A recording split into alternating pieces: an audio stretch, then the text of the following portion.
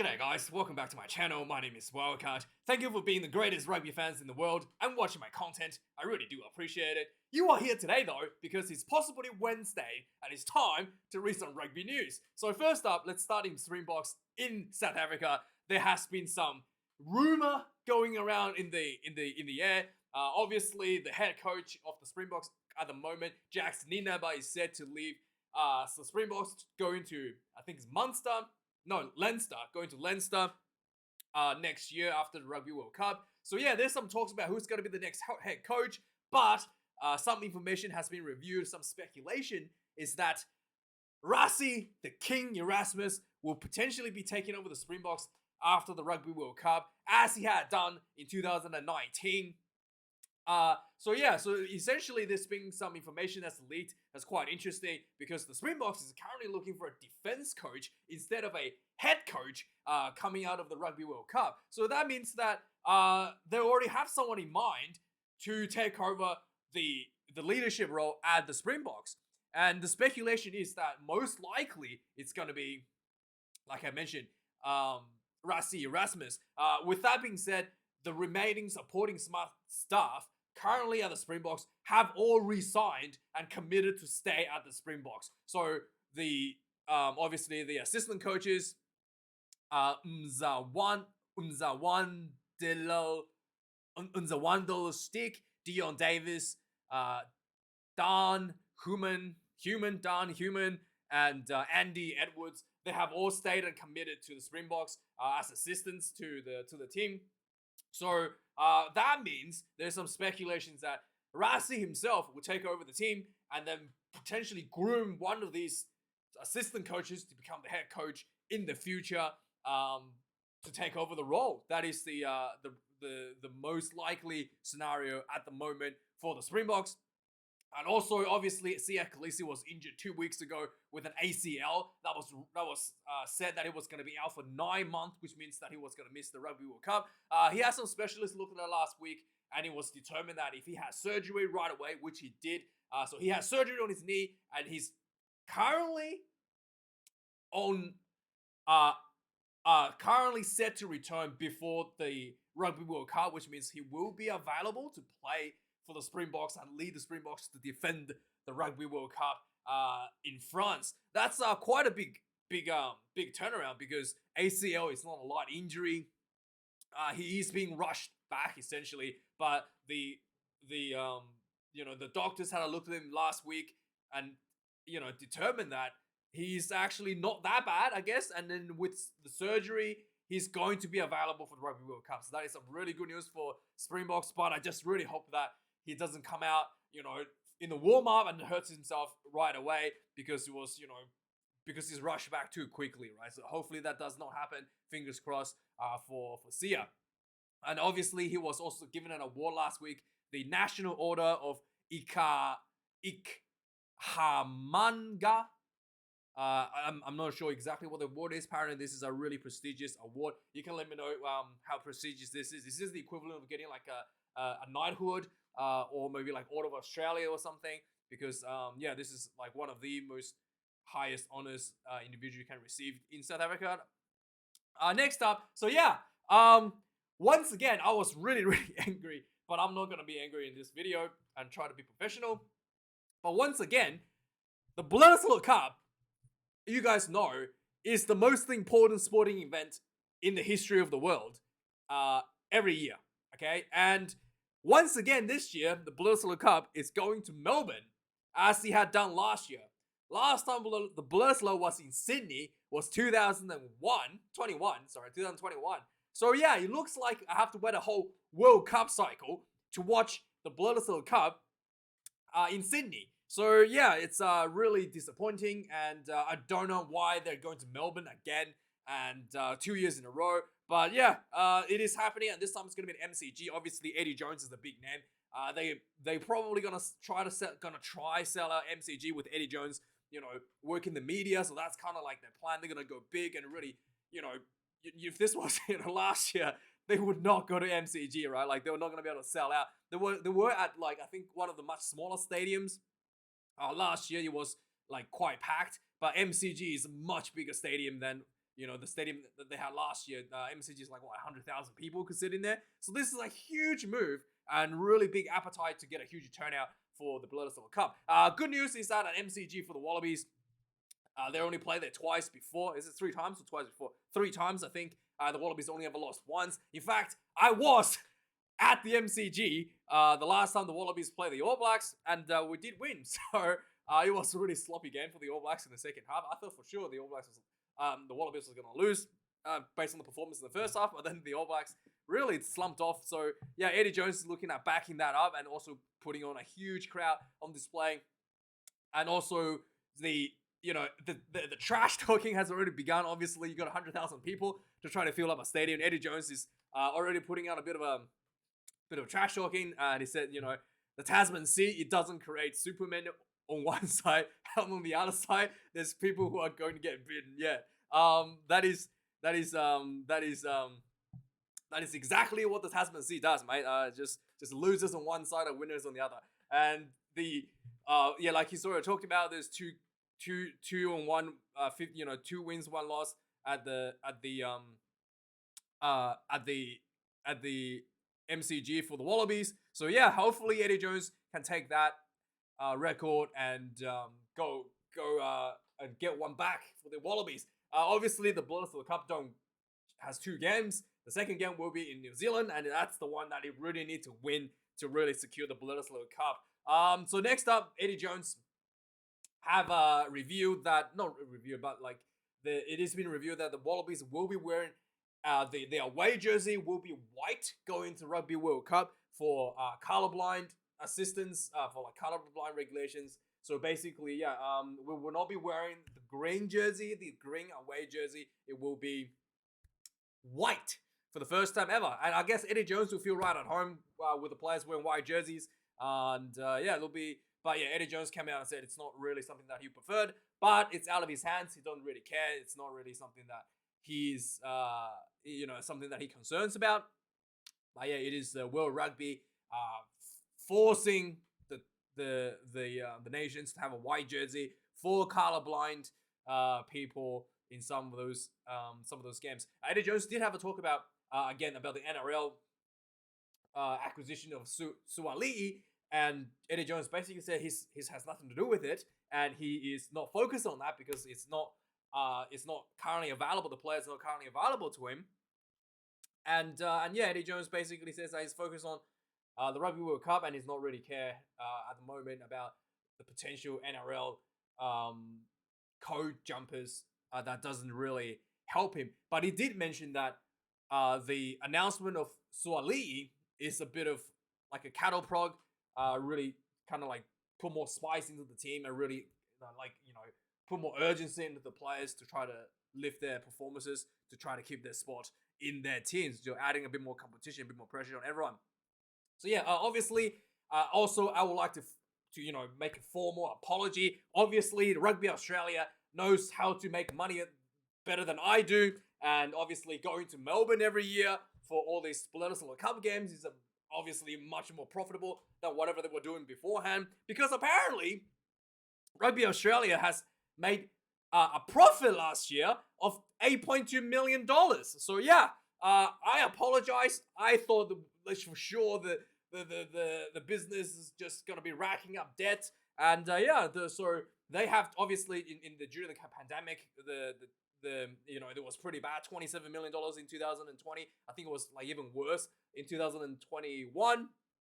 But yeah, they turned it around. I made a profit last year. So paying $1.6 million for Suaalii, and going to play games in Melbourne, and whatever other stupid decisions they've made, obviously were the right ones. I have to admit, and I am sorry for doubting the abilities of Rugby Australia to make a profit. And also, with that being said, the man that everybody the man that's kind of leading the charge, the CEO, Andy Marinos has resigned. So he is leaving Rugby Australia next month. And it is what it is. And they think that Phil Waugh may be a possible interim candidate to take over the CEO role. And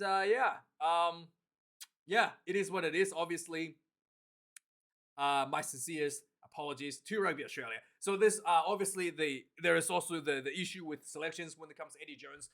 There's 3 spots available to select overseas, and Eddie Jones has went to Japan and spoke to some of the players based in Japan, and it is said that there's a few players. Obviously, Eddie Jones is looking at getting back.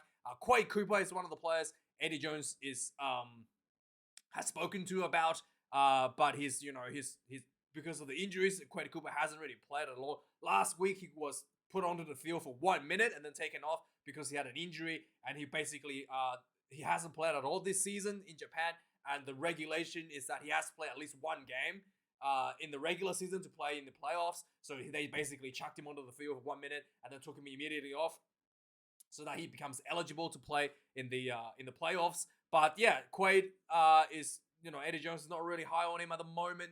Samuel Karevi is set to return with his ACL injuries. He'll be back in May. Matt Phillips and Rob Leota will be back before the end of the Super Rugby season, so they'll be playing for the Rebels. And so Eddie Jones is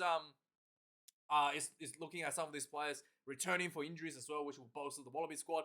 One big man that Eddie Jones was not interested in is Rory Arnold, who Eddie Jones basically said he's playing Mahjong. He didn't go visit people in Mahjong clubs because obviously Rory Arnold is not playing because his current club is suspended from competing due to some off-field incidents in assaulting waitresses at nightclubs. Apparently, or maybe it was it nightclubs, or was it?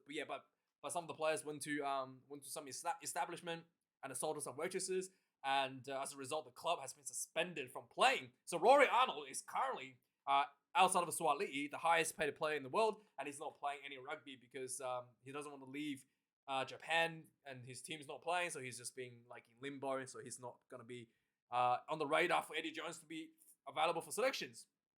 So yeah, let's go to the All Blacks. So Ian Foster came out last week. Obviously, he was at the Chiefs versus Crusaders game. He was on the sideline watching that game in a sold out stadium, essentially, and he's obviously had a few players in mind.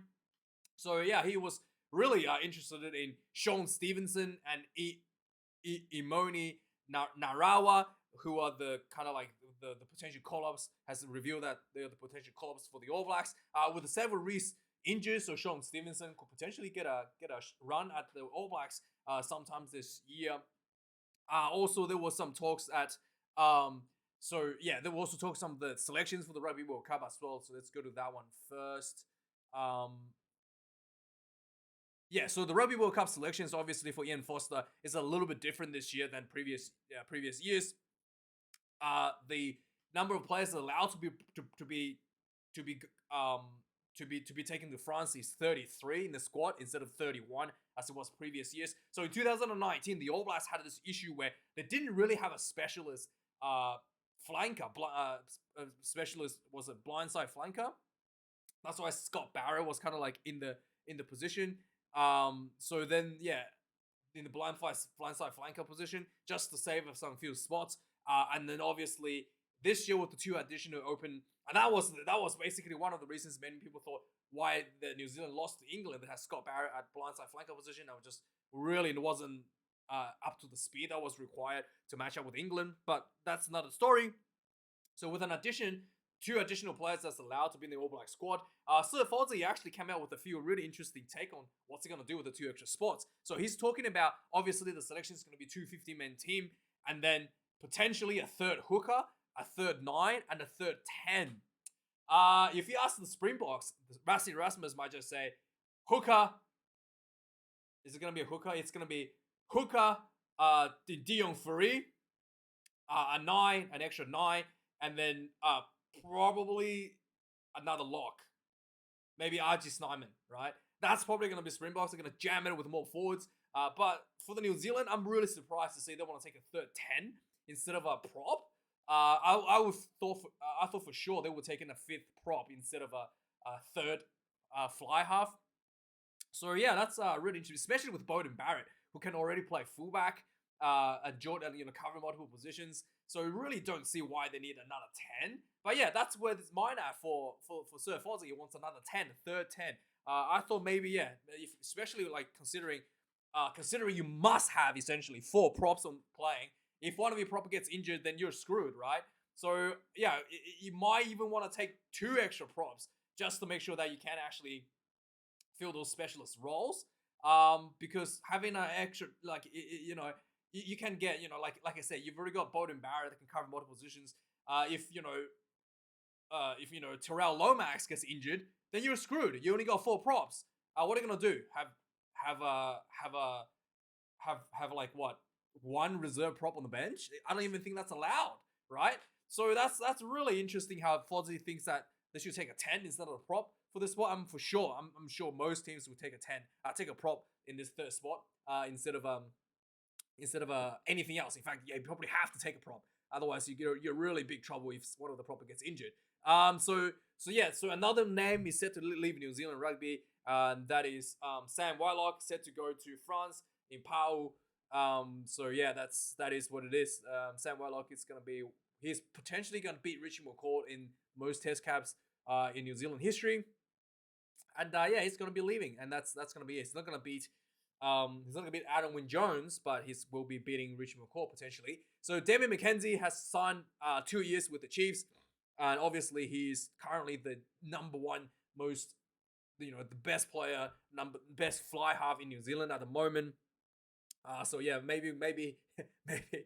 Maybe Foster had him in mind as the third number 10, but yeah, it's just gonna be Damian Mckenzie and Bowden Barrett, mate. And then if anything happens to Damian Mckenzie, you just put Bowden Barrett at 10. And that's what you're gonna do. So it's that, it's interesting, but Damian Mckenzie is staying, and it's really, really exciting. He is quite a talent to watch these days in the Super Rugby. He's probably one of the reasons that it was sold out. Chiefs versus Crusaders, just unbelievable player. So good this year so far in Super Rugby. So obviously there's some constant talking about New Zealand rugby changing their eligibilities, because obviously currently you have to be signed to New Zealand rugby to play for the All Blacks, and with so many players leaving for overseas, Sir Ian Foster has come out and said that this is actually not a really good idea to change the eligibility rules. So basically he thinks that from an All Blacks perspective, this could be really good for the team in the short run. You can get a lot of experience overseas to bolster the team. But in the long run, as a whole, for New Zealand rugby as a product, in terms of Super Rugby, it's just going to be bad, because a lot of more players are going to be leaving, and then the overall quality of the domestic league will be diluted, and it's not going to be good. So that's Foster's thoughts on that. Also, obviously, there was some one of the journalists has called out some issues with Super Rugby. Obviously, the Brumbies played the Hurricanes, and there was a very lackluster crowd. This is pretty much the top, one of the two, the top Australian team versus the second highest, maybe third highest New Zealand team after this match. But he actually pointed out correctly, the New Zealand narrative is to blame for why the turnout is so poor for this game, because the New Zealand side constantly bashes the Australian sides for being, what do you call it? I guess, I don't know, what do they call it? There's too many teams in Australia. The talent pool is too thin in the Super Rugby sides, and thus, lower quality is being delivered from the Australian sides. The Brumbies is not really lower quality sides. Although some of these comments are true, it's just from a marketing perspective, you should never really say that, because you end up with this. The Brumbies is actually not one of the side that's lacking talent, and they're top 3 at the moment, and they couldn't even draw a crowd playing against the Hurricanes in Wellington. Next up, some interesting stuff came out of Fiji last week as well. So the Fijian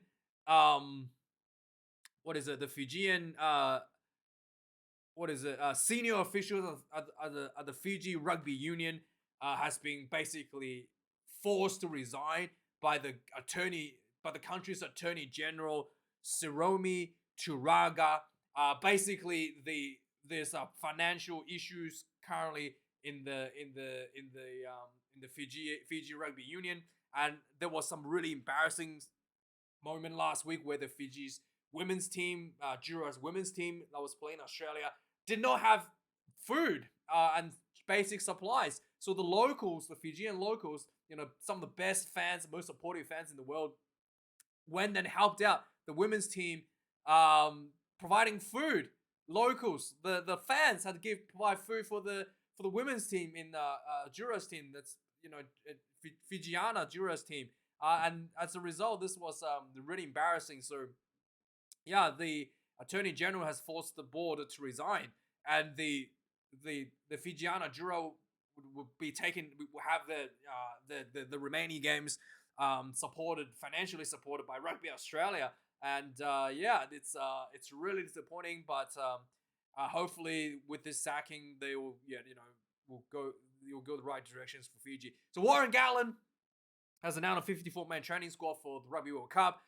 Interesting stuff came out of this one. So obviously the cap has been so the selection rule is that if you don't play in Wales, you have to be. You always used to be, I think, 55, or it used to be like 50 or 75. I think it used to be 75 caps to play if you play overseas to be qualified to play in Wales, but that has been reduced to 25. With that reduction, Will Rowlands has returned to be selections, whilst Gatland has omitted a couple of big players. Wyn Jones, the prop, I thought surely this is just like a testing thing, right? And Owen Watkins are both missed out. 10 uncapped players has been added to the squad. Gareth Anscombe has also been called into the squad. Gareth Anscombe was the number one fly half, believe it or not, for Wales going to the Rugby World Cup in 2019. He was the favourite to take the Wales into the Rugby World Cup before he was injured in the warm-up match, which ruled him out. Which is why Patchell and Bigger was eventually the number 10s going into the World Cup. But Anscombe and Warren Gatland has a lot of good memories in the past, winning Grand Slam. So I wouldn't be surprised if Gatland wants redeem that, do a rerun of the 2019 and have Gareth Anscombe lead the Welsh in the number 10 jersey. There is one interesting selection in the Welsh team. Henry Thomas is signed, will be playing for Wales, potentially going to Rugby World Cup. He's a player that actually debuted for England in 2013. And yeah, with the changing of the rules after 3 years of stepping down, he is available to play for Wales. So yeah, Henry will be a prop that is available for Wales. Malo Tuilangi has decided to stay with the Sales Shark with a 1-year contract extension beyond the Rugby World Cup. Courtney Lawes has decided to stay also in England, the Northampton Saints. After some talks about him moving to France and Japan. And finally, the England has also lifted their selection limitations of domestic players only to allow some overseas players to be selected. So England obviously is currently having some financial issues internally in the Premiership. The salary cap is currently on £5 million for English rugby teams, and a lot of players just can't stay within the salary cap is too low to keep a lot of the players to stay and play in England. And as a result, there's some talks about potentially raising the cap to 6.4 million, but that has not been confirmed. But yeah, the good news with that is that the selection will be currently open to anybody who's eligible for England outside of the English Premiership. So yeah, this is really good for Bothwick and really good news for England. Everybody's gearing up for the Rugby World Cup in the interim. So yeah, it is what it is. Let me know your thoughts, guys, on the news this week. Like, comment, subscribe. Thanks for watching once again. And I'll see you guys later this week for reviews. And thanks for watching. Have a good one. Cheers.